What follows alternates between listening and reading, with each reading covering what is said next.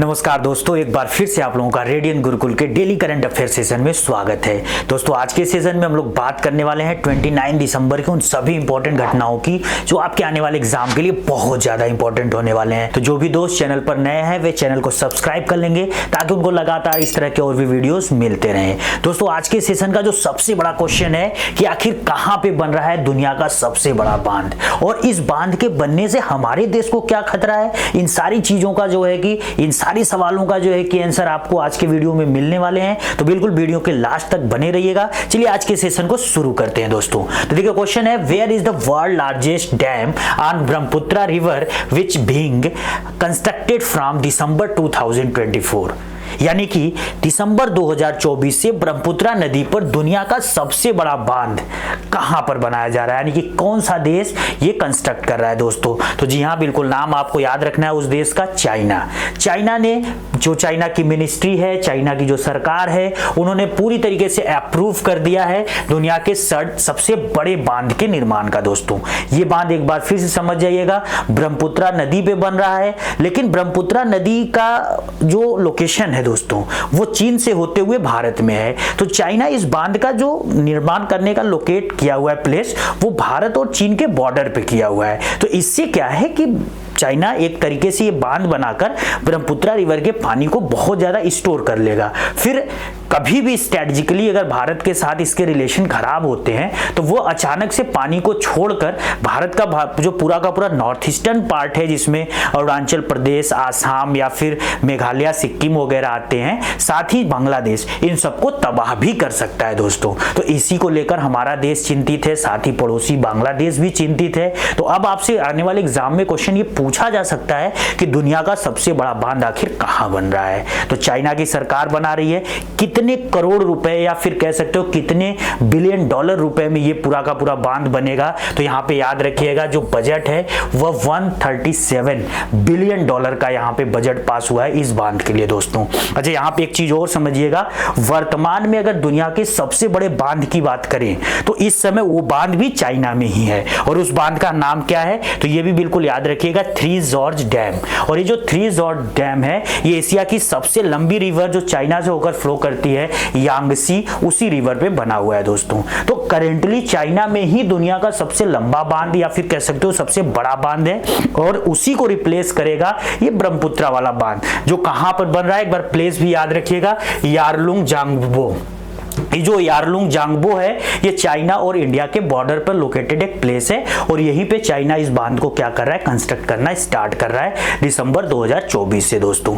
अब थोड़ी सी यहाँ पे ब्रह्मपुत्र रिवर का लोकेशन देखते हैं। देखिए ब्रह्मपुत्र जो रिवर है ये तिब्बतियन प्लेटो में एक चेमा युंग डुंग नाम का ग्लेशियर है, वहां से ये ओरिजिन करती है और तिब्बत में होते हुए, यानी तिब्बत ऑलरेडी चाइना का ही पार्ट है, तो वहां से होते हुए ये इंडिया के बॉर्डर पे एंट्री करती है। ठीक है, जब तक ये तिब्बत में बहती है इसको यारलुंग या फिर सांगपो के नाम से जाना जाता है। तो बहुत बार एसएससी ये क्वेश्चन पूछती है कि तिब्बत में ब्रह्मपुत्र को किस नाम से जानते हैं, तो ये नाम याद रखना है, सांगपो।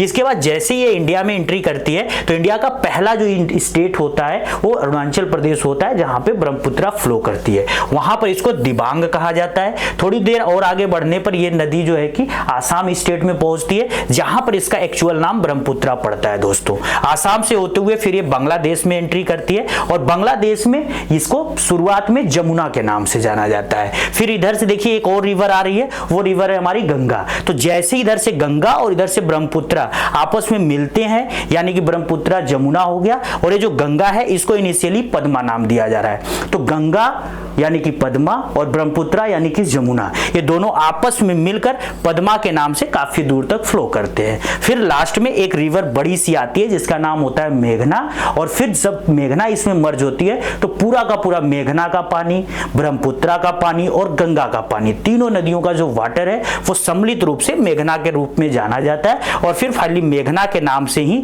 ये सभी नदियां जो है कि बंगाल की खाड़ी में विश्व का सबसे बड़ा डेल्टा सुंदरबन डेल्टा डेल्टा बनाते हुए गिर जाती हैं दोस्तों। तो अब ये देखो कि अगर यहां से ब्रह्मपुत्रा का पानी आ रहा है और अगर यहां पे चाइना डैम बनाकर इस पानी को रोक लेता है तो बहुत ज्यादा पानी रोक लेगा, और जैसे ये डैम खोलेगा तो पूरा पानी जो है कि इधर के साइड में आएगा, जिससे हमारे देश को बहुत ज्यादा खतरा है दोस्तों। इसके बाद दोस्तों आज के सेशन का एक और इंपॉर्टेंट क्वेश्चन देखते हैं। Recently the bald eagle has been officially declared the national bird of which country in December 2024, यानी कि दिसंबर 2024 में किस देश ने अपने यहाँ का आधिकारिक तौर पर राष्ट्रीय पक्षी बाल्ड ईगल या फिर गंजा ईगल को घोषित किया है। तो नाम आपको उस देश का याद रखना है, यूएससी। अब देखिए हुआ क्या, तो क्रिसमस की पूर्व संध्या यानी कि 24 दिसंबर को इसी साल 2024 में अमेरिका के राष्ट्रपति जो बाइडेन ने यहां पर एक कानून पास किया या फिर उस कानून पर हस्ताक्षर किया, जिससे 250 सालों से प्रयास में चल रहा जो गंजा ईगल है, जिसको अमेरिका की सरकार या फिर अमेरिका की जनता राष्ट्रीय पक्षी बनाने के लिए प्रयासरत थी, उसको फाइनली वहां का जो है कि नेशनल बर्ड अनाउंस कर दिया गया दोस्तों। तो बिल्कुल आने वाले एग्जाम में क्वेश्चन आपके लिए बहुत इंपॉर्टेंट है, क्योंकि ये जो बाल्ड ईगल है इसको वहां का राष्ट्रीय पक्षी बनाने के लिए जो प्रयास चल रहे थे वो आज से नहीं चल रहे थे, वो समझिए कि 1782 से चल रहे थे। लेकिन बहुत सारे ऐसे लोग थे जो इसके पक्ष में होते थे और बहुत सारे लोग इसके विपक्ष में होते थे। अगर हम अमेरिका के फाउंडर्स में से एक की बात करें जो बेंजामिन फ्रैंकलिन थे, उन्होंने इस गंजे ईगल को या फिर बाल्ड ईगल को बुरे नैतिक चरित्र वाला जो है कि पक्षी कहा था। तो बार बार इसको अपोज करते थे कि जी नहीं, इसको हम अमेरिका का राष्ट्रीय पक्षी नहीं बना सकते। लेकिन अमेरिका में यह पक्षी बहुत ज्यादा मात्रा में पाया जाता है। साथ ही अमेरिका में एक तरीके से ये भी कह सकते हो कि जो भी बायोडाइवर्सिटी है उसमें इस बाल्ड ईगल का जो रोल होता है वो काफी इंपॉर्टेंट होता है। तो उसको देखते हुए अमेरिकी सरकार लगातार प्रयास कर रही थी। अमेरिकी जनता भी इसको जो है कि काफी सम्मान की दृष्टि से देखती इस पक्षी को, तो लोग लगातार प्रयास कर रहे थे। और फाइनली क्रिसमस की पूर्व संध्या पे 2024 दिसंबर में आखिरकार अमेरिका ने अपने यहाँ का राष्ट्रीय पक्षी अनाउंस कर दिया। और वो कौन बना है, तो एक बार फिर से नाम याद रखना है, बाल्ड ईगल दोस्तों। तो ये क्वेश्चन आपके लिए बहुत ज्यादा इंपॉर्टेंट है, अब बिल्कुल याद रखिएगा। अब आप मुझे कमेंट बॉक्स में बताओगे कि इस समय इंडिया का नेशनल बर्ड कौन सा है दोस्तों। चलिए आज के सेशन का एक और लास्ट क्वेश्चन देखते हैं। Doctor Manmohan Singh, a legendary person, passed away on December 26, 2024. He was renowned for his contribution to which field? तो देखिए भारत में बहुत सम्मानित व्यक्ति, आप कह सकते हो कि बहुत प्रसिद्ध व्यक्ति डॉक्टर मनमोहन सिंह का रिसेंटली 26 दिसंबर को डेथ हो गया दोस्तों। और उनके डेथ के बाद भारत सरकार ने 7 दिनों का जो है कि शोक, राष्ट्रीय शोक घोषित किया है। साथ ही बड़े बड़े जो है कि अनाउंसमेंट हो रहे हैं। जैसे अभी रिसेंटली जब मैं वीडियो बना रहा हूं आप लोगों के लिए, तो एक न्यूज आई है कि भारत सरकार ने ग्रीन सिग्नल दिखा दिया है कि हम मनमोहन सिंह की एक तरीके से वहां पे उनका स्मारक बनाएंगे। साथ ही बहुत बड़े बड़े नेता भारत के ये मांग कर रहे हैं कि जैसे बड़े बड़े महापुरुषों का या भारत के पूर्व प्रधानमंत्रियों की समाधि स्थल बनाई जाती है, ऐसे ही मनमोहन सिंह की भी समाधि स्थल बनाई जाए। तो आखिर ये किस एरिया से रिलेटेड थे, आपके आने वाले एग्जाम में 100% पूछा जाएगा। तो बिल्कुल याद रखिएगा, भारतीय राजनीति के और भारतीय आर्थिक सुधारों के एक उभरते हुए और एक चमकते हुए सितारे थे दोस्तों। तो चलिए आज थोड़ी सी बात करते हैं डॉक्टर मनमोहन सिंह की। तो डॉक्टर मनमोहन सिंह भारत के 13वें प्रधानमंत्री के रूप में 2004 से लेकर 2014 तक इन्होंने कार्य किया। तो 10 सालों का इनका प्रधानमंत्री का कार्यकाल था। और उससे पहले 1991 से लेकर 1996 के बीच इन्होंने भारत के वित्त मंत्री का भी कार्यभार संभाला था दोस्तों।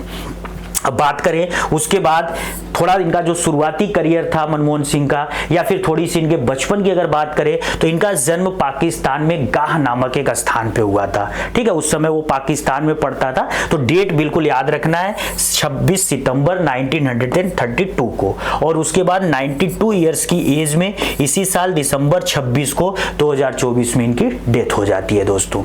इन्होंने अपनी जो शुरुआती पढ़ाई स्टार्ट की वो पंजाब यूनिवर्सिटी से, बाद में कैम्ब्रिज से इन्होंने पीएचडी वगैरह भी किया। तो इनकी पढ़ाई जो है कि इकोनॉमिक्स सेक्टर में रही और इकोनॉमिक्स के ही रूप में इन्होंने अपना करियर भी स्टार्ट किया। इन्होंने शुरुआत की यूनाइटेड नेशन में कुछ काम किया, उसके बाद पंजाब यूनिवर्सिटी में प्रोफेसर के रूप में काम किया। और इनके जो दूरदर्शी सोच थी या फिर इनके जो अच्छे विचार थे, उन सबको देखते हुए भारत सरकार ने इनको आरबीआई के गवर्नर का पदभार दिया। कब से कब, 1982 से 85 के बीच। फिर उसके बाद इनको प्लानिंग कमीशन का डिप्यूटी चेयरमैन का भी कार्यभार दिया दिया गया। सभी कामों को ये काफ़ी अच्छे से और काफ़ी ईमानदारी से निभाते रहे दोस्तों। अब मनमोहन सिंह के कुछ बड़े अचीवमेंट्स की अगर बात करें तो 1991 में इन्हीं के प्रयासों से भारत में न्यू इकोनॉमिक पॉलिसी या फिर कह सकते हो नए आर्थिक सुधार हुए। इसके अलावा इन्होंने जब प्रधानमंत्री का पदभार संभाला तो 2005 में आरटीआई का कानून लाया, जिसके तहत आज के डेट में हर किसी को सूचना का अधिकार है। 2005 में ही ग्रामीण क्षेत्रों में मजदूरी के लिए या फिर रोजगार के लिए गारंटी के लिए कि उन्होंने योजना लॉन्च की जिसका नाम था मनरेगा, और जिसको इन्होंने फाइनली फरवरी 2006 में लॉन्च भी कर दिया। कानून 2005 में बनाया था और योजना को 2006 में लॉन्च किया था। ये नाम भी बहुत याद रखिएगा, मनरेगा दोस्तों। इसके अलावा इन्होंने अमेरिका के साथ इंडिया और अमेरिका का जो सिविल न्यूक्लियर डील था उसको साइन करवाया 2008 में दोस्तों। इसके अलावा इनका एक और बड़ा अचीवमेंट था नेशनल फूड सिक्योरिटी एक्ट। ये जो नेशनल फूड सिक्योरिटी एक्ट था इसको इन्होंने 2013 में लॉन्च किया था, जिससे भारत के हर एक व्यक्ति को खाने का अधिकार प्रोवाइड कराया गया दोस्तों। इसके अलावा इन्होंने आधार कार्ड को भारत में इंट्रोड्यूस किया, साथ ही जीएसटी पे पूरा का पूरा जो इनोवेशन था या कह सकते हो कि स्टार्टिंग पूरा का पूरा जीएसटी पे भारत में भी एक देश एक कर वाला कॉन्सेप्ट होना चाहिए, इन्हीं के द्वारा लाया गया था। और इन्होंने भारत में जो एफडीआई होता है जिसको फॉरेन डायरेक्ट इन्वेस्टमेंट कहते हैं, यानी विदेशी कंपनियां आकर यहाँ पे पैसा इन्वेस्ट करें, उसका भी कॉन्सेप्ट इन्हीं के द्वारा लाया गया था दोस्तों। तो ये भारत के एक महान दिग्गज प्रधानमंत्री के साथ साथ भारत के आर्थिक सुधारों के जनक भी कहे जाते थे। आज के वीडियो में बस इतना ही दोस्तों। आज के वीडियो की पूरी जो पीडीएफ है आपको रेडियंट गुरुकुल के टेलीग्राम चैनल से मिल जाएगी, जाकर वहां से डाउनलोड कर लीजिएगा। डेली करंट अफेयर्स अपडेट के लिए आप रेडियंट गुरुकुल के यूट्यूब चैनल के साथ जुड़ जाइए। चैनल पर नए हैं तो चैनल को सब्सक्राइब कर लीजिए। और सबसे इंपॉर्टेंट चीज दोस्तों, अगर वीडियोज अच्छे लग रहे हैं तो इनको लाइक करिए, कमेंट करिए और ज्यादा से ज्यादा अपने दोस्तों के साथ शेयर करिए। जय हिंद दोस्तों।